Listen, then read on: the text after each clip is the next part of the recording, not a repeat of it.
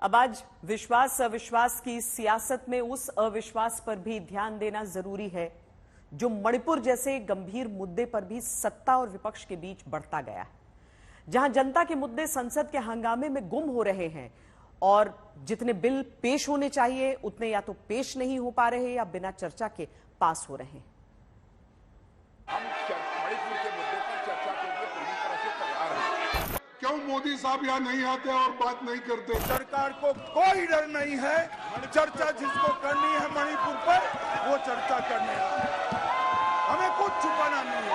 मैं कहता हूं कि जनता आपको देख रही है, चुनाव में जाना है, जनता के खौफ को ध्यान में रखे और मणिपुर जैसे संवेदनशील इश्यू पर चर्चा के लिए उचित माहौल सदन में बनाइए।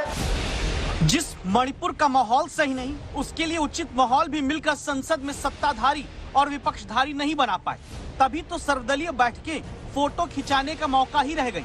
नौबत अविश्वास प्रस्ताव तक पहुंच गई। पक्ष और विपक्ष का विश्वास इस बीच कितना गहरा है, इसे अमित शाह और मल्लिकार्जुन खड़गे की चिट्ठी की इबारत से समझिए।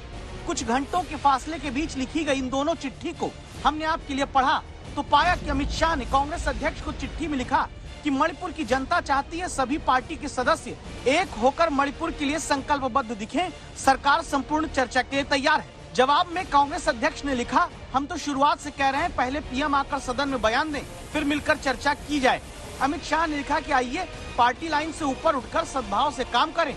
मल्लिकार्जुन खड़गे ने जवाब में लिखा, प्रधानमंत्री विपक्षी दलों की तुलना आतंकी संगठन से करते हैं और आप उसी दिन साथ मिलकर चलने की चिट्ठी लिख देते हैं।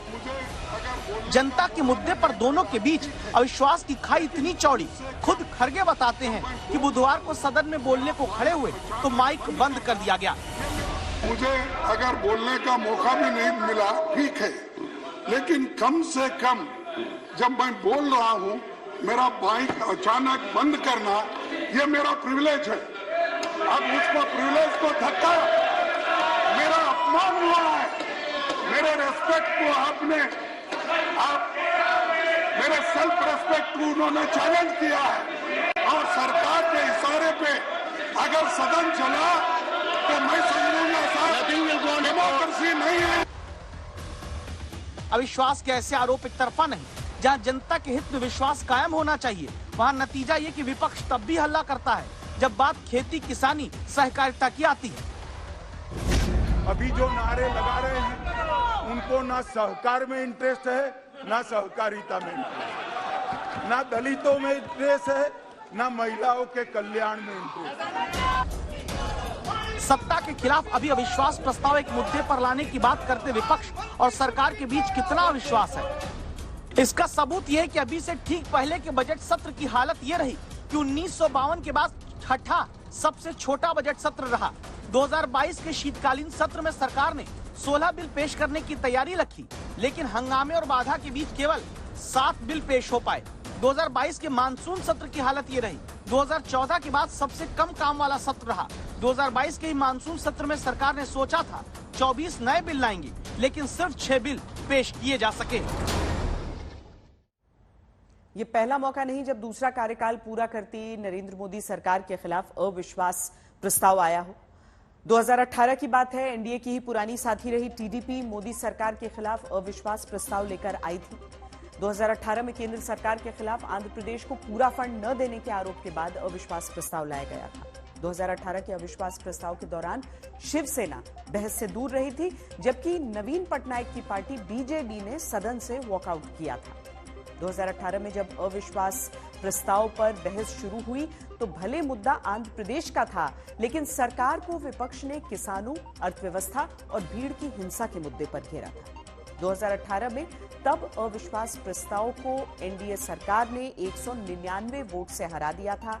एनडीए को तब 325 वोट मिले थे, विपक्ष को 126।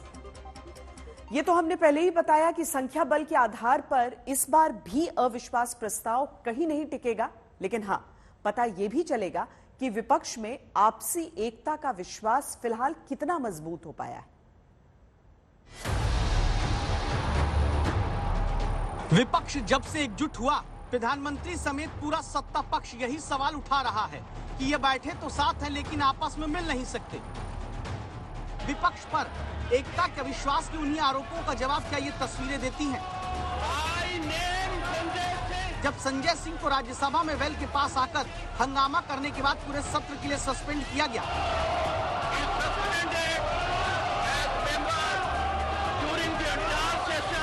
विपक्ष की तरफ से एकता के विश्वास की नई कहानी आई, जहां निलंबित सांसद संजय सिंह दूसरे नेताओं के साथ संसद परिसर में गेट के पास खड़े थे। तभी सोनिया गांधी पहुंची।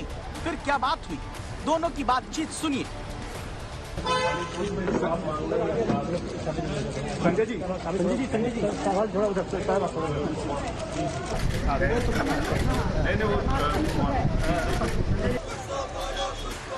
हालांकि जो समर्थन एक दूसरे को देने की बातें अभी हो रही, इसके विश्वास और अविश्वास का फैसला जल्द संसद में ही होगा, जब दिल्ली अध्यादेश से जुड़े बिल को सोमवार को संसद में पेश किया जाएगा। तब आम आदमी पार्टी को विपक्ष के पूरे विश्वास की जरूरत पड़ेगी।